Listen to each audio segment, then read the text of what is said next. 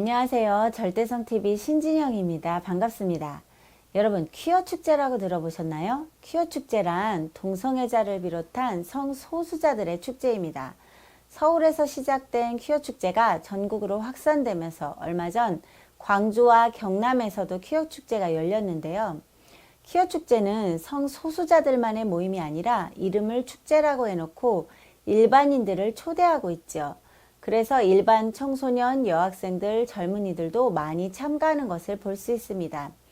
퀴어 축제는요, 특산물 지역 축제 같은 일반 축제와는 전혀 다른 겁니다. 여러분, 퀴어 축제와 A형 간염의 상관관계를 혹시 알고 계신가요? 퀴어 축제를 통해 A형 간염이 무섭게 확산되고 있다는 것입니다. 퀴어 축제에 대해 얘기할 것이 많지만 이번 시간에는 A형 간염과 퀴어 축제의 상관관계에 대해 얘기해 볼까 합니다. 세계적으로 동성애자 행사는 매해 6월쯤 여러 주요 도시에서 개최되는데요.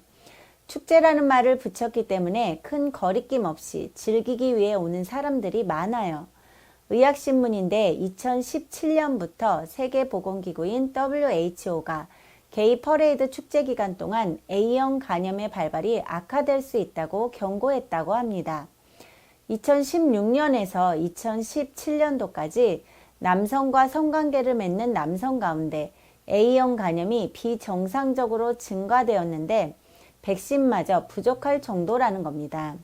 이것은 경기도 감염병 관리지원단 홈페이지입니다. 우리나라에서 감염병 관리지원단 홈페이지에도 남성 동성애자는 A형 간염의 고위험군 집단이라는 글이 실려 있죠.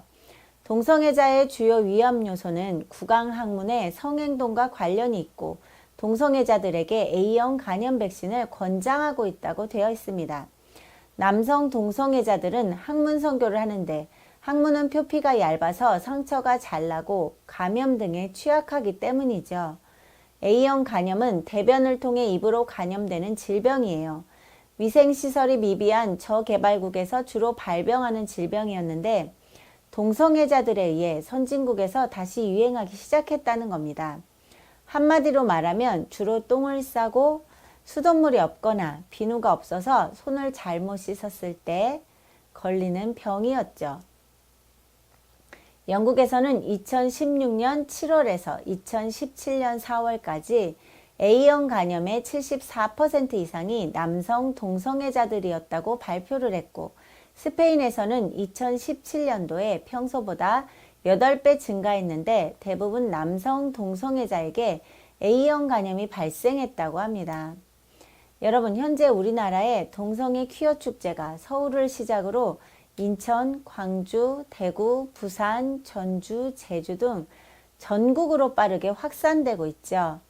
외국의 대부분의 나라에서 남성 동성애로 인한 A형 간염을 보고하고 있는데 우리나라의 동성애자들에게만 그것이 예외일까요?